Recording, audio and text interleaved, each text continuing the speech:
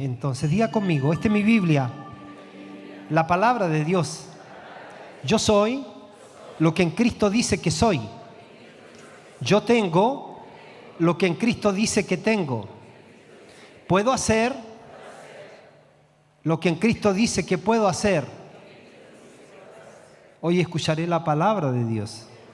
Se me enseñará la palabra de Dios y ella transformará mi vida. No seré más el mismo.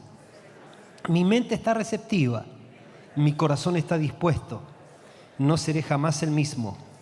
Nunca, nunca, nunca. Bien, hoy día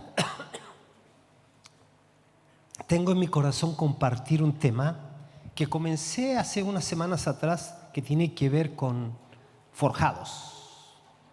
La forja. ¿Qué significa? Este es un término que tiene que ver más bien con, nos sirve la metáfora poderosa acerca de este proceso, cuando el hierro se pone en el fuego.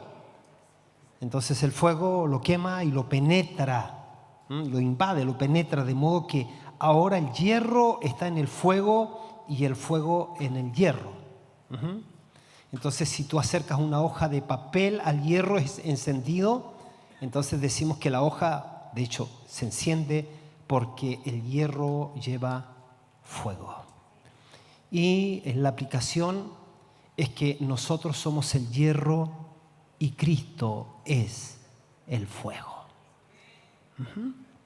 Preciosos, ya tenemos la unción del Santo en nuestras vidas y Él nos va a enseñar todas las cosas hoy día. Yo me he dispuesto en las manos del Señor, de verdad. Y somos extremadamente amados por Dios. Su amor es infinito hacia nosotros. Y la promesa de Él es que la obra que Él comenzó en nosotros, Él la va a perfeccionar hasta el día de Jesucristo. Entonces hay tres cosas que quiero dejar asentadas en tu corazón para que a partir de ahí podamos ir recibiendo lo que Él tiene para nosotros hoy día. Fíjense que nosotros no podemos entender la historia si no sabemos la historia.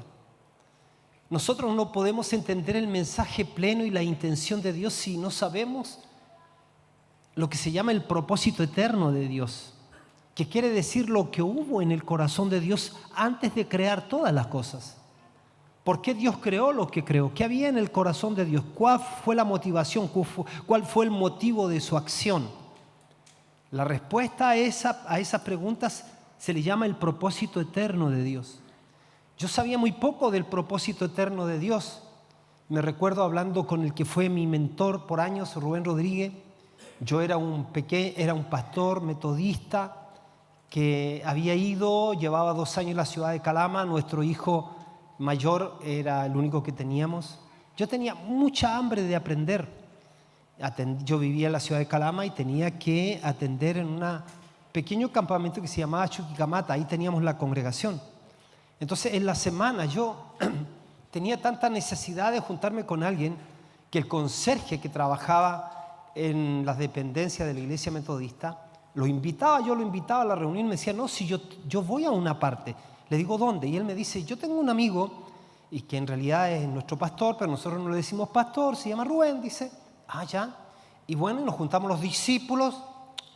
Discípulos. ¿Y dónde se juntan? Bueno, nos juntamos en una sede, no tenemos templos, ya. Y bueno, yo me junto a orar con él todos los días a las 6 de la mañana. Entonces yo le dije, dile si acaso me da permiso para que yo me junte. Pasaron 2 meses y no me daba respuesta, así que le insistí. Y me recuerdo que la respuesta fue, ya, que vayas. Curiosamente, él vivía como a 2 cuadras de donde yo vivía. Y el primer día fui tan ansioso que era a las 6 de la mañana y llegué a las 5 porque estaba tan ansioso que puse mal el reloj. Así que miré, no había nadie y me devolví. Después miré el reloj, era a las 5 de la mañana, había llegado 1 hora antes. Bueno, conocí a Rubén en oración. En realidad me invitó a su casa, me abrió las puertas y empezamos a orar. Y lo curioso es que yo, siendo pequeñito, escuchaba sus oraciones y tomaba nota porque después iban a ser mis mensajes que yo iba a dar en la iglesia. Yo aprendía de las oraciones de Rubén. Y un día conversando, Él me habló del propósito eterno de Dios. Para mí fue como chino eso. ¿Por qué es el propósito eterno de Dios? Me dice, bueno, es que nosotros los cristianos, una gran mayoría, no entendemos eso del propósito eterno de Dios. A ver, como explícame más, porque me suena esto como turururu, como no entiendo nada. Me dice, bueno, desde la intención que había en el corazón de Dios al crearnos, dice, porque, por ejemplo, algunos creen que Dios nos salvó a nosotros para que vayamos al cielo. Y yo dije, yo creo eso. Sí, dice, vamos a ir al cielo, pero ese no es la razón por la que Dios nos salvó. Vamos al cielo, pero no es la razón. No, ya. Hay otros que creen que la razón por la que Dios nos salvó, es decir, el propósito eterno de Dios, es que nos salvó para librarnos del infierno. Yo dije, eso yo también creo, eso es lo que yo le hablo a la gente. Y dice, hemos sido librados del infierno, pero ese no es el propósito de Dios. Ya. Otros creen que Dios nos salvó para que prediquemos el evangelio. Yo dije, eso es lo que toda mi vida he creído. O sea que si ahora no es esto, me quedo sin nada.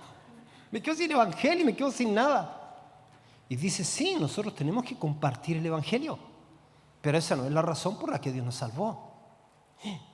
Yo dije, entonces, ¿cuál es la razón? Y saben, mis hermanos, nunca me dio la respuesta. No, estoy bromeando. ¿Se imaginan? Nunca supe. Dice, bueno, lo que yo no había entendido es que antes de la fundación del mundo, Dios es Padre, Hijo, Espíritu Santo. El Padre tenía un hijo, pero el Padre lo que no tenía era una familia. Por eso Él se propuso en sí mismo, en su corazón, hacer de nosotros una gran familia de hijos e hijas que manifestasen y que contuviesen a su Hijo Jesucristo. ¡Wow! Ese fue el gran sueño de Dios, tener una gran familia de hijos e hijas que fuesen su habitación, que contuvieran y expresaran a Jesucristo. ¡Wow! Cuando entendí eso, entendí entonces que entonces yo ayuno para ser más como Cristo. Yo obedezco para ser más como Cristo. Entonces yo aprendo para ser más como Cristo. Entonces yo adoro porque soy más como Cristo. Y ahí como que el rompecabezas de todas estas piezas aisladas se desaparecieron. Y como ustedes ven hoy día, cada vez más el Señor está insistiendo en eso. Y está viniendo con mucha revelación a todo el cuerpo de Cristo. Está levantando hombres y mujeres con un entendimiento sobre esta verdad para sentarse en la iglesia. ¿Por qué? Porque la iglesia necesita estar establecida no en una religión, sino en una persona, en Jesucristo, que murió por nosotros, pero al tercer día resucitó, y cuando resucitó se convirtió en el Espíritu que da vida, en el Espíritu vivificante, y como hemos aprendido, Él resucitó para hacer de nosotros, la iglesia, su morada, el cuerpo de Cristo. Así que cuando nosotros empezamos a entender esto, hay tres cosas que se convierten en nuestro sueño. Ya dejamos de lado como cosas secundarias los sueños personales. Ya entendemos que Dios nos ha rescatado, nos ha traído hacia sí mismo. ¿Para qué? Para hacernos partícipes de los sueños de su corazón. Ya queremos estar inmersos en su voluntad. Queremos que se haga la voluntad de Dios. Mire, escúchenme. Cuando tú miras el planeta Tierra, cuando tú ves todas las cosas que están pasando, cuando tú ves todas las maldiciones que desde acá se profieren para allá, se profieren para el cielo, con las actitudes que los seres humanos tenemos, con la rebelión, con todo lo que hay, la idolatría, la brujería, la hechicería, la inmoralidad sexual, todo el caos, uno se pregunta, Señor, ¿qué es esto? ¿Esto es un infierno o aquí hay algo que tú tienes para hacer? Entonces hoy día en la mañana, anoche oraba, creo que de madrugada, porque me quedé hasta tarde, el Padre Nuestro. Y fíjense que claro, el Señor Jesús viene a recuperarnos para hacernos partícipes de los anhelos de su corazón. Entonces dice, ahora tú no vas a ser alguien que maldiga, no vas a ser alguien que responda con indiferencia, vas a ser mi aliado en la tierra, vas a ser mi representante en la tierra, vas a ser mi embajador en la tierra y vas a tener un solo anhelo en tu corazón, Padre nuestro que estás en los cielos, que tu nombre sea santificado, que tu nombre sea reverenciado, que tu nombre sea amado, que tu nombre sea engrandecido, que tu nombre sea conocido, Señor. Padre nuestro que estás en los cielos, santificado sea tu nombre. Vénganos tu reino. Hágase tu voluntad aquí en la tierra como se hace en el cielo. O sea, la iglesia es el único pueblo que anhela que la voluntad de Dios se haga en la tierra. Dios requiere de hombres y mujeres que se hagan uno con Él para establecer el reino de Dios en la tierra. Él quiere que su reino avance. Él no quiere que ninguno se pierda, sino que todos se salven. Él quiere que nosotros anhelemos lo que Él anhela. Dios no quiere dejar este mundo a la deriva. El hombre se ha independizado de Dios, pero Dios tiene pasión por el hombre, tiene compasión por el hombre. El hombre va adelante con su propósito y nos ha incluido a cada uno de nosotros para que seamos sus representantes, para que seamos sus hijos, para que seamos la iglesia que anhela lo de Dios en la tierra. Amén.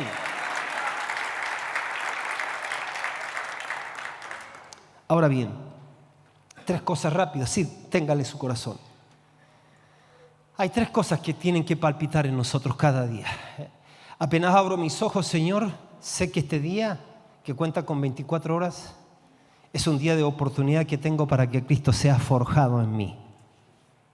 La palabra forjado, eso que te hablé del fuego con el hierro. Nosotros somos el hierro, Él es el fuego. Pero esto no se da simplemente porque abriste el corazón a Cristo. No te olvides que tienes un alma, voluntad, emociones y pensamientos que no se sujetan instantáneamente a Dios. Ahí está el discipulado, ahí está el continuo ir a la cruz, ahí está el contemplarlo a cara descubierta para ir siendo transformado de gloria en gloria. No se puede pretender que vamos a ser una iglesia madura con más medida de Cristo si le hacemos el quite a los procesos. La palabra forjado tiene que ver con procesos. La palabra forjado. Entonces, primero, cada día que Cristo sea formado en nosotros. Lo segundo, que yo pueda entender qué es la iglesia. La iglesia es el cuerpo de Cristo. Fíjense, cuando Pablo tuvo la visión celestial, Pablo perseguía a los cristianos, y cuando tuvo la experiencia de encontrarse con el Cristo glorificado, tuvo una visión grande, y en esa visión giró toda su vida. Esa visión fue algo increíble, porque él no solamente comprende que Cristo es la cabeza del universo, no solamente comprende que Cristo es la resurrección y la vida, no solamente él experimenta un encuentro con el Cristo resucitado y lo ve como cabeza, sino que también él pudo ver el cuerpo, él pudo ver que Cristo y la iglesia eran una sola cosa. Mira, ¿por qué? Porque Pablo iba persiguiendo a los cristianos. Pablo contaba con poderes desde los sacerdotes, de todo, él pensaba que servía a Dios de esa manera. Y de repente, cuando tiene la experiencia con Dios, esa experiencia de la luz que resplandecía más fuerte que la luz del sol, escucha la voz que le dice: Saulo, ¿por qué tú me persigues? Y cuando Pablo empieza a pensar seguramente, ¿por qué tú me persigues? Está hablándole Jesús y le dice: mira, a los cristianos que estás persiguiendo soy yo también. Eso es mi cuerpo. Tú me estás persiguiendo a mí. ¿Quién eres, Señor? Yo soy Jesús a quien tú persigues. Te estoy hablando a ti, pero yo tengo un cuerpo. Entonces, mirar a la iglesia, Pablo entendió que la iglesia no es cualquier cosa, que la iglesia es el cuerpo de Cristo, que la iglesia es el pueblo, el único pueblo en la tierra que contiene a Dios como vida, que contiene a Cristo como vida. Pablo revela esto, dice: el gran misterio escondido por las edades me fue revelado a mí para que yo les dé a conocer que es Cristo en nosotros, la esperanza de gloria. Lo que tú tienes que saber, mi querido, es que los cristianos verdaderos en la tierra no seguimos las enseñanzas de Cristo. Los cristianos verdaderos en la tierra, perdone que use ese término, porque también creo que hay gente que dice ser cristiano y no lo son, por eso nomás. Pero los cristianos hemos entendido que nosotros no seguimos las enseñanzas de Cristo solamente. O sea, nosotros vivimos a Cristo. O sea, podemos decir un día: lo que pasó conmigo es que Cristo se metió dentro de mí. Él me cambió, Él me transformó. Ahora bien, una cosa es que yo salude a alguien la primera vez. Hola, ¿cómo estás? Pero la segunda es que ahora crezca en el conocimiento con Él. En el nuevo nacimiento es como el primer saludo, pero ahora viene la forja. Ahora viene el hecho de que Cristo tiene que ser formado en nosotros. Ser forjado significa que Él nos quema de tal manera que quedamos impregnados de su presencia. Ajá. Y el que nos toca, el que nos acerca, también cualquier persona que se relacione con nosotros va a ser alcanzado por este fuego. Entonces estoy haciendo un pequeño de estas dos cosas: conocer la iglesia, Cristo creciendo en nosotros, conocer la iglesia. Pero lo tercero que los quiero dejar ahí, tercer cosa, es avanzar su reino. Avanzar su reino. Son tres cosas: Cristo creciendo en mí, entender qué es la iglesia, amar la iglesia, he sido insertado en la iglesia, y tercero, la iglesia avanza el reino. Cuando tenemos este entendimiento, eso se convierte en el gran sueño de Dios en nosotros. No hay otro sueño más grande que ese. Imagínase cada día querer conocerlo más, querer conocerlo más. El apóstol Pablo dice: yo quiero conocerlo. Yo estudié a los pies de Gamaliel, yo fui hebreo de hebreos, yo estuve en el Sanedrín, yo era de la tribu de Benjamín, todas esas cosas. Pero lo que yo quiero, de todo eso lo he estimado como nada por la excelencia de conocerlo a Él. He sido llamado para conocerlo a Él, y conocerlo a Él va más allá que saber de Él. Era fundirse en Él, era mezclarse con Él. Eso es nuestro más grande llamado. Eso es nuestro más grande llamado. Esa es la mejor parte. María se sentó a los pies de Jesús para escucharlo, para recibir la impartición, el ADN, la comida del cielo. Marta quería servirlo, descuidando esa parte. Jesús dice: Marta, afanada, turbada estás en muchas cosas. María ha escogido la buena parte, la cual no le será quitada. Pablo decía: hoy una cosa yo hago. Yo olvido lo que queda atrás, me extiendo a lo que está delante. Yo soy el hombre de una sola cosa. Él quería ganar a Cristo. Él quería ganar a Cristo. Y hemos dicho, entonces, todo el plan de Dios, entonces ahora es forjar a su Hijo en nuestro ser. Quiero que lo sepan. Todo el plan de Dios ahora es forjar a su Hijo en nuestro ser. No es que raspas a un cristiano y encuentras un mundano. Eso Él lo hace por gracia. Él te perdonó por gracia. Él te recibió por gracia. Él te salvó por gracia. Él te dio la fe por gracia. Con la fe puedes creer y recibir sus bendiciones por gracia. Él se impartió en ti por gracia. Cristo fue a la cruz a morir en tu lugar por gracia. Él pagó el precio por ti por pura gracia. No hay nada que nosotros podamos merecernos, simplemente recibir por fe, con gratitud, todo lo que Dios ha hecho por nosotros. La Biblia dice: porque de tal manera amó Dios al mundo que dio a su Hijo Jesucristo, para que todo aquel que en Él cree no se pierda, mas tenga vida eterna. Como ve, Él nos dio lo mejor que tenía. Él nos dio aquel que dijo: yo soy la resurrección y la vida. Yo soy el camino, la verdad y la vida. Yo soy el que soy. Yo soy el alfa y la omega, el principio y el fin. Entonces todo el plan de Dios es forjar su Hijo en nuestro ser. Esto tiene que ver con procesos, mis precios. Y les decía que hay dos maneras en las que Dios trabaja. La primera es a través de la luz interior. No eso que decimos: oh, lo vi, oh, lo comprendí, me vino, oh, lo vi ahora. Cada vez que empiezas a tener una iluminación del Señor, de una verdad de Él, ya sea escuchando una palabra desde acá, leyendo tu Biblia, o escuchando algún mensaje, hablando con alguien, y cuando tú dices: oh, lo vi, algo me pasó dentro, lo comprendí, eso es una medida de Dios que va creciendo en ti, ¿no? Eso viene por lo que llamamos la luz interior. Pero también a través de lo exterior son las circunstancias externas. Y de eso, de las circunstancias externas, es que obviamente yo te quiero hablar, ¿no? De cómo Dios usa circunstancias eternas también. Y para eso vamos a mirar el Salmo 105, verso 16 al 22. A ver si lo pones en la Nueva Traducción Viviente, por favor. Te voy a agradecer, pero un montón, ¿no? Fíjense que hay dos relatos de José. Vamos a ver la vida de José y vamos a ver cómo él fue forjado para que el sueño, en este caso para nosotros, llegar a nuestra tierra prometida, es Cristo creciendo en nosotros, ¿no? La tierra prometida representa llegar a Cristo y que Cristo crezca en nosotros. A ver, Salmo 105, verso 16. Verso 16. ¿Ya? Nueva Traducción Viviente. Hay dos relatos en la Biblia sobre la vida de José. La que vemos en Génesis desde la mirada humana, cómo se vio desde la mirada humana.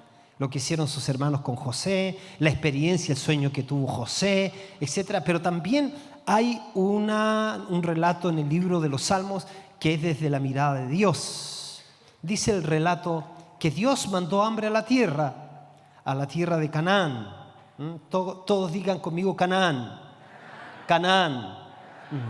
Y dice que Dios mandó hambre a la tierra de Canaán y dice que cortó la provisión de alimentos. ¿Ya?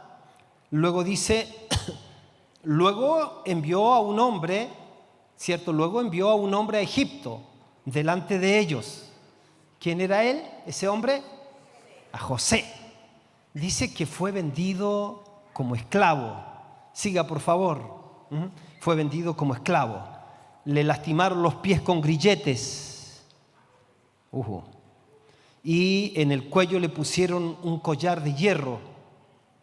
Hasta que llegó el momento, dice, hasta que llegó el momento de ¿qué? De cumplir sus sueños. ¿Qué había pasado con José? Cuando habla de cumplir sus sueños, tiene que ver con los sueños que Dios le había dado a José.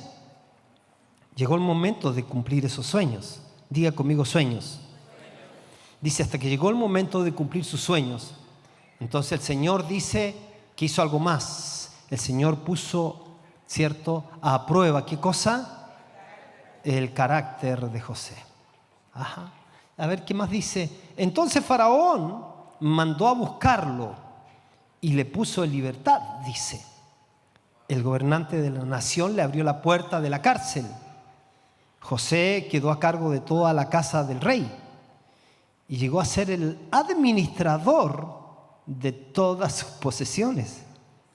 Y dice que con total libertad instruía. Qué increíble, increíble, ¿no? Aquí quiero decirte algo, escúcheme. Es que Dios tiene propósitos con cada uno de nosotros. Nosotros, viviendo en un mundo de 7.000 millones de personas, somos singulares unos de otros. Todos tenemos que llegar a tener el mismo carácter, pero temperamento es distinto, la singularidad de uno con otro, ¿no? Y somos tan singulares unos de otros, distintos, que hay algunas señales que lo demuestran. El iris de tus ojos lo demuestra que no hay nadie que los tenga como tú. El tono de tu voz, no hay nadie que tenga el tono de tu voz que tú tienes. Las huellas digitales, no hay absolutamente nadie que tenga las huellas digitales que tú tienes. El ADN, no hay nadie que tenga el ADN que tú tienes. Y hay muchas más cosas, las particularidades, los dones, los talentos, las capacidades, todo eso que está dentro de ti encapsulado y que está esperando el Señor con la ayuda de Dios. Él quiere que eso germine para embellecer, para bendecir, para ser de bendición. Eso está en ti, ¿no? Entonces fíjese que en el caso de José, él no tiene idea de los planes que Dios tiene con él. Así que lo que yo quiero decirte es esto, escucha, no importa tu carisma, no importa tu inteligencia, no importa tus dones, todos vamos a tener que vivir un proceso. Diga conmigo proceso. Forja, todos. Todos vamos a tener que pasar por un proceso. Ahora, no todos pasamos el mismo proceso, pero sin duda, queridos amigos, Dios tiene un proceso a la medida de cada uno de nosotros. Sí, Señor. Él tiene en mente que Cristo sea forjado en nosotros. Viniste por primera vez, no tenías idea que Dios permitió que vengas. Bueno, quiero decirte que Dios tiene un plan glorioso contigo. Él te ideó no para que vivas independiente de Él. Él te ideó porque Él quiere que tú llegues a ser su hijo, su hija. Él quiere transformarte por dentro. Él no quiere arreglar tu vida ni mejorar tu vida. Él viene a reemplazar tu vida con la vida de Cristo. El apóstol Pablo dice, ya no vivo yo, Cristo vive en mí. Y lo que ahora vivo en la carne, lo vivo en la fe del Hijo de Dios, el cual me amó y se entregó a sí mismo por mí. Así que el Señor te está invitando a esta salvación grande. He dicho que la salvación grande no es grande por causa de donde Él nos sacó. Estábamos muertos en delitos y pecados, dice la Biblia. Nuestra vida era un total desastre. Teníamos una naturaleza de pecado. Pero la gran salvación no es por causa de donde Él nos sacó, sino por causa de donde Él nos introdujo. Porque no nos introdujo meramente a una dimensión. Él nos introdujo a su persona. Que el Señor abra los ojos de nuestro entendimiento. Que podamos saber que hemos sido sumergidos en Cristo.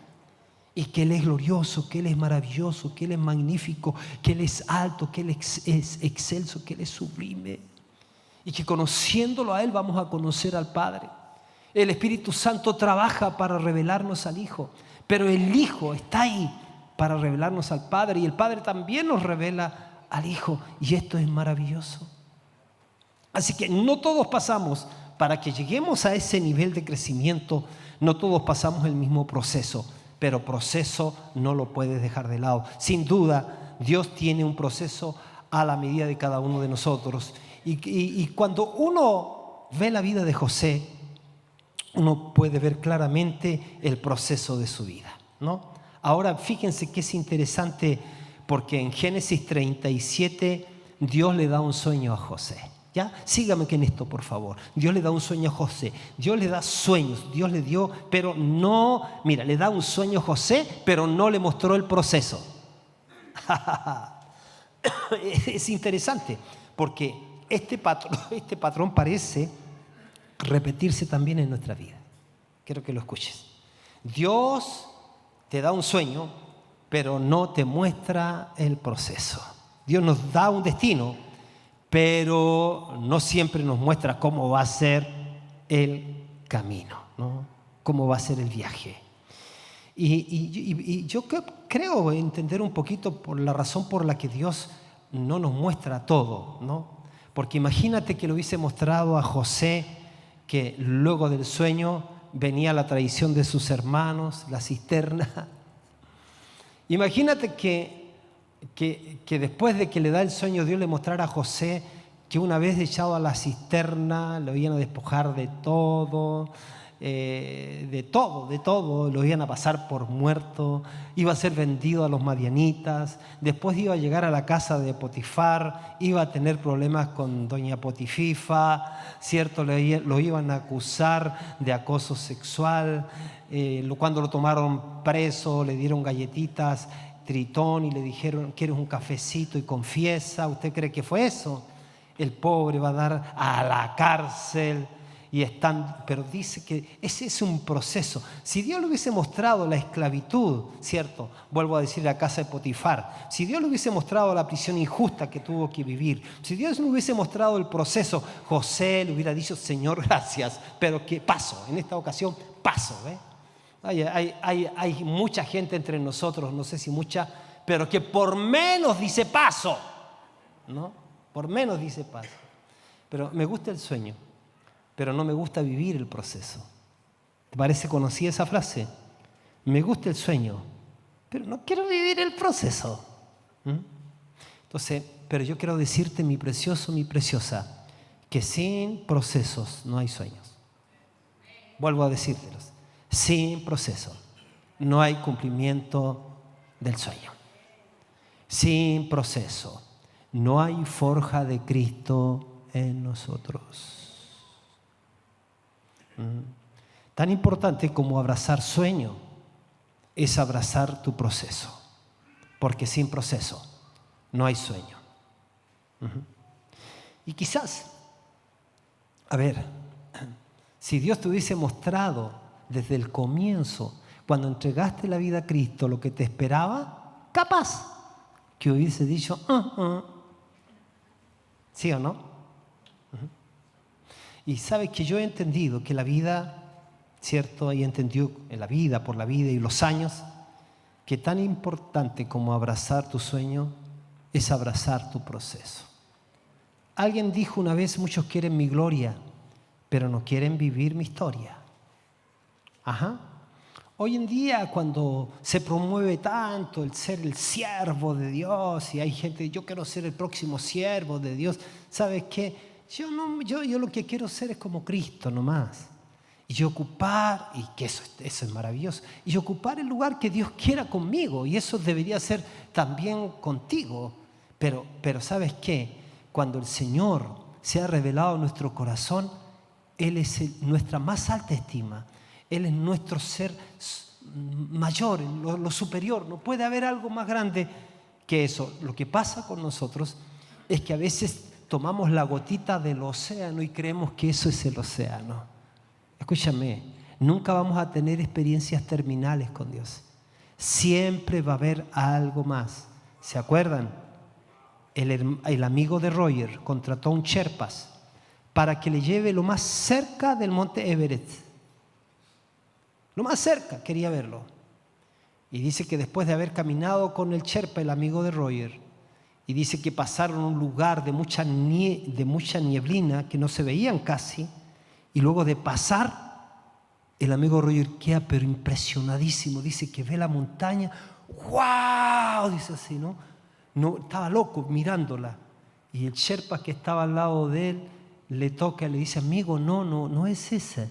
Es esa, le dice. Ese, cuando yo escuché eso me dejó loco, porque claro, así es.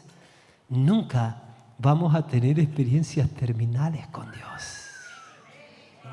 Él es glorioso. Mira, yo empieza a decir como lo que Él es.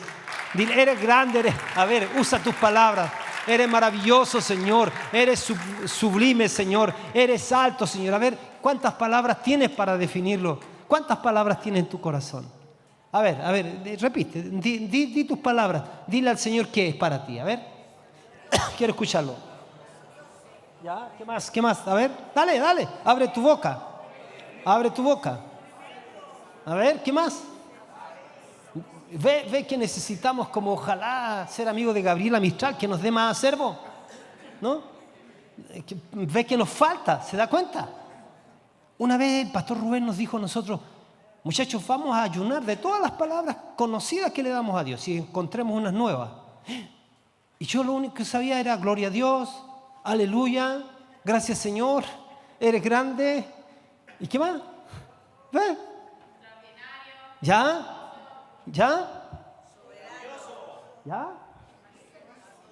¿Ve? Ya, pero ve que falta, la están buscando del buzón, ¿de dónde? A ver. ¿Ya? ¿Qué es para ti? A ver. ¿Qué es para ti? ¿Qué ha sido para ti en el tiempo? ¿Cómo lo has ido conociendo? Cuando tuviste hambre, ¿cómo lo conociste? Como el proveedor. Cuando estuviste enfermo, ¿cómo lo conociste? Cuando tuviste miedo, ¿cómo lo conociste? Protector. Cuando te sentías huérfano, ¿cómo lo conociste? ¿Qué más? ¿Ve? Quiero conocerte más y más y más. Hay una canción que cantan los chicos de Bolivia, creo que la escuché también en San Felipe, no la hemos cantado, que dice así algo como conocerte, pero te conozco tan re poquito, dice como la canción. Quiero conocerte porque sé que aún hay más, que hay mucho más, que hay mucho más. Claro. Sí, Señor.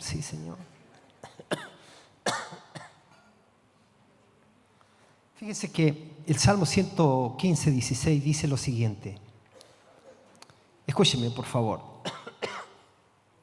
Necesito me des 10 minutos más, por favor. Dice el Salmo, mire, dice que el Señor lo que hizo fue mandó hambre a la tierra de Canaán. Diga conmigo Canaán. Fíjese que una vez más, esto Canaán, ¿cierto? Dice que cortó toda provisión de alimento. Es interesante porque en el libro de Génesis, la Biblia nos habla acerca del sueño de José, pero en el libro de los Salmos nos describe cuál fue el proceso, lo que les estoy diciendo. Y algo interesante es que el proceso de José empezó en un lugar llamado Canaán. Y fíjese que Canaán en el original significa bajo, significa lugar bajo. Y esto es muy interesante porque el proceso de José no empezó en un lugar alto. Sígueme, por favor. Empezó en un lugar bajo. O sea, los sueños de José no empezaron en el palacio, empezaron en un lugar llamado Canaán. Y esta es la verdad. El primer principio es que el proceso empieza para todos nosotros en Canaán. El proceso empieza en Canaán. Todos empezamos la vida cristiana, el llamado, e incluso si hay ministerio, el ministerio, el servicio a Dios en un lugar llamado Canaán. No empezamos en el palacio, no empezamos en un lugar alto, empezamos en Canaán. Y yo me he dado cuenta en mi propia vida que antes de servir en lugares altos, tengo que aprender a ser fiel en los lugares bajos. Antes de que Dios me lleve al palacio de cualquier plan que Él tenga conmigo, que le llame palacio, tengo que aprender a servir en Canaán. Esto es muy importante, apúntalo. Es tan importante como soñar con cosas grandes, ¿cierto? Pero antes tenemos que tener la humildad para empezar a ser fiel en las cosas pequeñas. Hay personas que tienen reclamos de por qué no está en las cosas grandes. Pero no puedes estar en las cosas grandes si antes no fuiste fiel en lo poco. El principio de la fidelidad en lo poco es que te va a llevar a ser fiel en lo mucho. Definitivamente esto tiene que ver con responsabilidad. A ver, ¿tú quieres tener tu casa propia? ¿Estás cuidando la casa que arriendas? ¿Estás tratándola como una cosa que tiene que cuidarse? ¿Estás soñándola? ¿Estás teniendo esa condición de excelencia hacia eso que no es tuyo? ¿Estás siendo fiel en lo poco para ser puesto en lo mucho? ¿Estás siendo fiel en lo poco como un trabajador para que a lo mejor un día tengas un emprendimiento y llegues a ser jefe? El principio de la fidelidad en lo poco es que dice que si eres fiel en lo poco vas a ser puesto en lo mucho. Eres fiel con los recursos que estás ganando ahora. Hablo del tema monetario, con Dios, con la iglesia, con toda la administración. Porque si eres fiel en eso vas a ser puesto en lo mucho. Pero hay personas que no son fieles en lo poco. ¿Cómo vas a ser fiel en lo mucho? Si en lo poco dices, ¿cómo voy a dar un diezmo de tan poco? Bueno, pero cuando sea lo mucho, ¿te atreverías a dar un diezmo de lo mucho? ¿O te lo dejas? Cuando nosotros llegamos acá, este era un galpón lleno de ratas. Había que mirarlo y había que saber que entrábamos en un proceso. Teníamos el sueño, muy bien, pero teníamos que entrar en el proceso para el cumplimiento del sueño. Era un sueño temporal, sí, era tener un lugar más digno para que esto sirviera para ministrar el corazón de Dios y para formar a la iglesia del Señor. Pero para eso tuvimos que ser fiel en lo poco. Para eso tuvimos que tener hermanos y hermanas preciosos de distintas edades con callos en sus manos sacando el flexi que había pegado acá. Para eso tuvimos que sacar todo el cablerío que había acá. Para eso tuvimos que terminar disculpen los hermanos ratones, pero tuvieron que irse de acá. Hermanos ratones, ¿no? Y la fidelidad de lo poco nos decía a nosotros que teníamos que enseñar eso. Más de alguna vez les hice levantar a los hermanos la silla y que me la mostraran o la vieran ellos mismos si debajo habían chicles pegados. Porque no podemos traer la cultura de la mediocridad para aquellos que somos llamados a la excelencia. Tuvimos que enseñar a cómo ocupar los baños, tuvimos que enseñar a cómo limpiar, cómo mantener las paredes bonitas. Y como usted verá, todo esto que está arreglado así está arreglado por una razón. Porque siendo un galpón viejo, debe tener 70 años esta cosa, tuvimos que vestir la pobreza con colores que nos lleven a pensar en excelencia, por lo menos. No ver tanta cuestión de hoyo y cosas así, por eso está pintado de negro. El tema de la fidelidad en lo poco es que el Señor dice si eres fiel en eso. Entonces yo encuentro gente que se compra un auto y al comienzo entusiasmado, después lo andan trayendo como chilpe. Yo pienso, digo, yo sé que Dios no les va a dar, no les va a dar. Si se acostumbraron, no les va a dar. Si eres botarata y no eres generoso, que es distinto, entonces, ¿cómo vamos a pensar que vamos a ser fieles en lo mucho? Entonces, tan importante como tener sueños grandes y soñar con cosas grandes, tener la humildad para empezar en las tareas pequeñas. Si eres demasiado grande para servir en cosas pequeñas, entonces escucha, eres demasiado pequeño para servir en cosas grandes. ¿De nuevo? ¿Te lo digo de nuevo? Si eres demasiado grande para servir en cosas pequeñas, entonces eres demasiado pequeño para servir en cosas grandes. Tenemos que aprender a servir en Canaán. Hoy tenemos un auditorio lindo, con luces, con pantallas, con gente, pero preciosos. Hace 40 o 45 años atrás, todo comenzó en una casa. Un puñado de personas que le creyeron a Dios. Yo tuve la oportunidad de ver a los músicos cuando se reunían en Santa María. Yo venía de la ciudad de Calama. Santa María era un espacio que cedía el colegio Domingo Santa María a la iglesia. Había que llegar temprano para barrer todo ese lugar. Había que sacar los pupitres, los asientos de las salas y ponerlas. Los músicos tenían que llevar sus equipos, instalarlos. Los músicos ya vestidos, instalarlos. Pero a veces se les complicaba alguna cosa. Algunos lo hacían bien temprano e iban corriendo a su casa a bañarse para luego volver, para no estar pasados a segundo tiempo.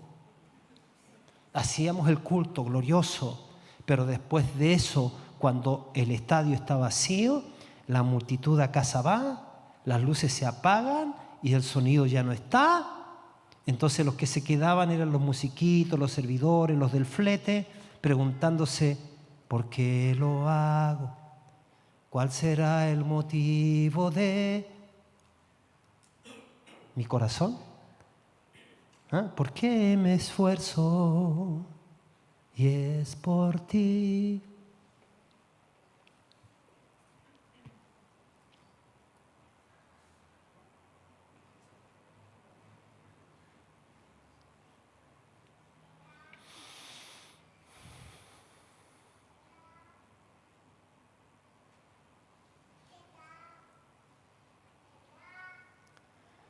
Precioso es lo que tenemos ahora y lo que a lo mejor vamos a tener en el futuro. Se ha debido a un puñado de personas que le creyeron a Dios, soñaron con cosas grandes, pero tuvieron la humildad de empezar con cosas pequeñas. Hoy día tú ves a muchos que pintan canas en medio de nosotros. Los que pintan canas en medio de nosotros y no son tan rápidos como los jóvenes que hay ahora. Son personas que de una u otra manera igual prepararon un suelo y prepararon el entorno donde hoy día tú estás sentado. Así que todos recordamos nuestros primeros comienzos. No menosprecies los pequeños comienzos. No menosprecies los pequeños comienzos. Todos hemos empezado en Canaán. Antes de este auditorio estuvimos en distintos lugares. Estuvimos en una casa, luego en una sede social, luego en el Politécnico, luego en el sindicato, luego parece que Domingo Santa María, luego Vicuña Maquena, luego la Casa Blanca, luego Santa María 2950. De muchos años de forja. Todos hemos empezado en Canaán, pero antes tuvimos que ser procesados con lo externo también, no solamente con la luz interna. Tuvimos la humildad para empezar en pequeño, pero la fe para soñar en grande. Y miren dónde Dios nos ha llevado hasta ahora. Por eso yo creo que Él se merece el mejor aplauso.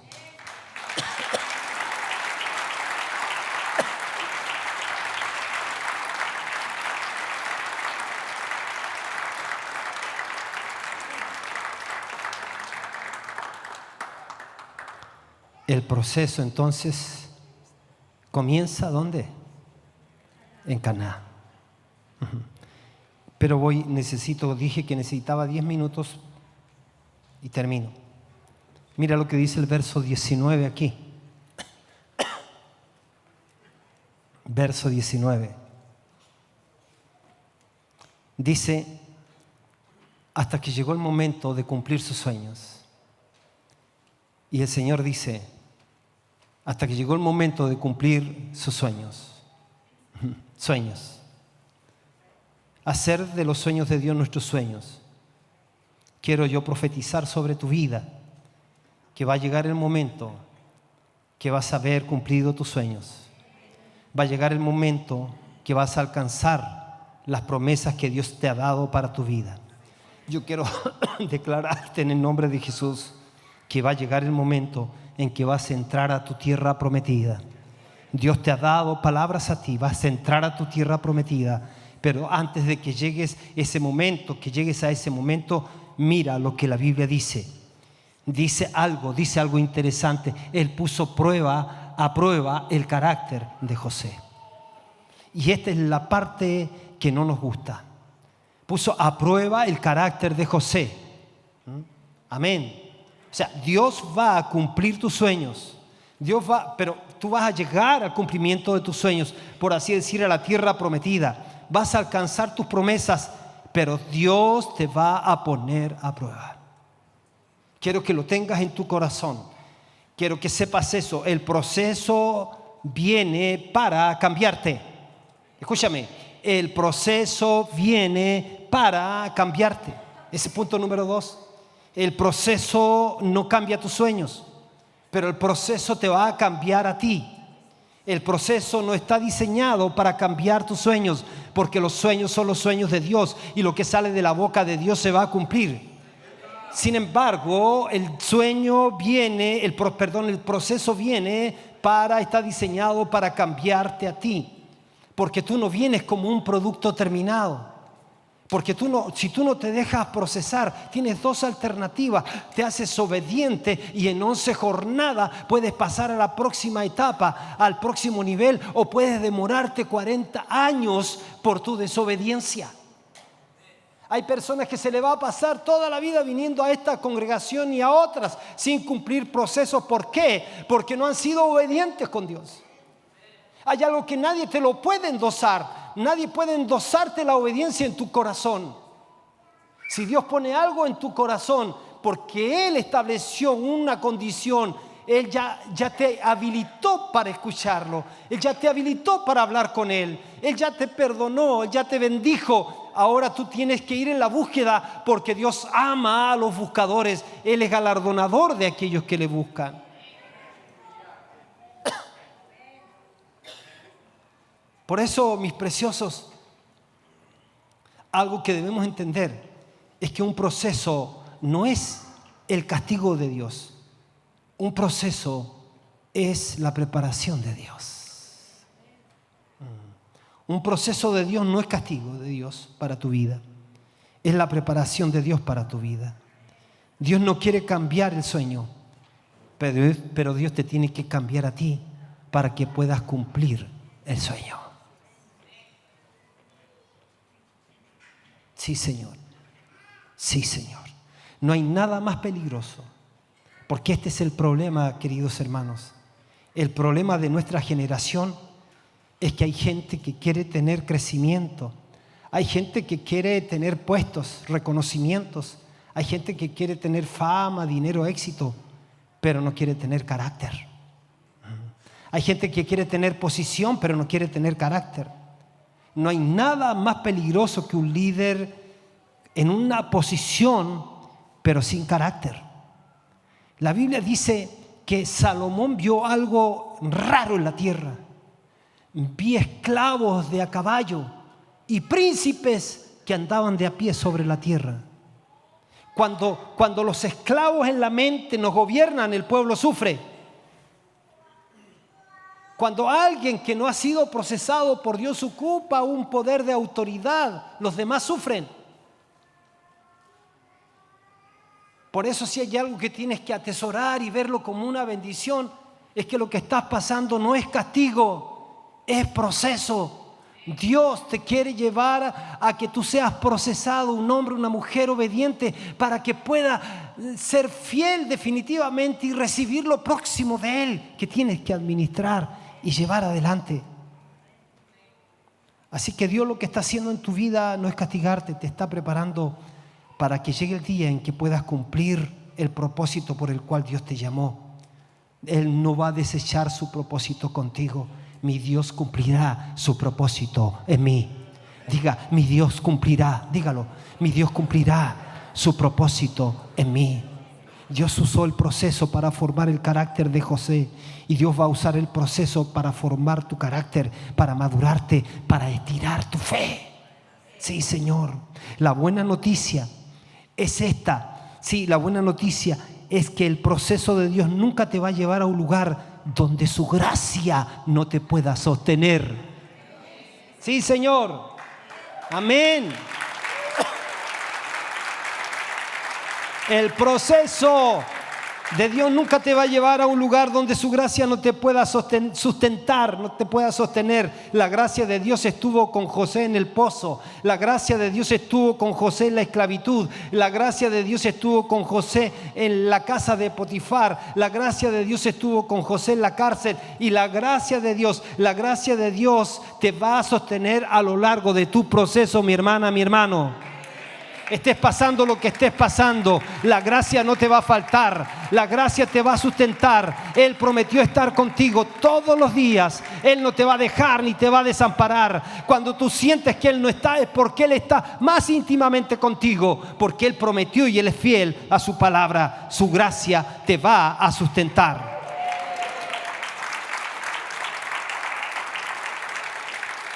Aleluya, Dios nos va a sustentar en medio del proceso. Y así como Dios sostuvo a José, Dios te va a sostener a ti. Hay personas que quieren un milagro cuando lo que necesitan es un proceso. El tema es que hay personas que quieren un milagro, pero en realidad lo que necesitan es un proceso.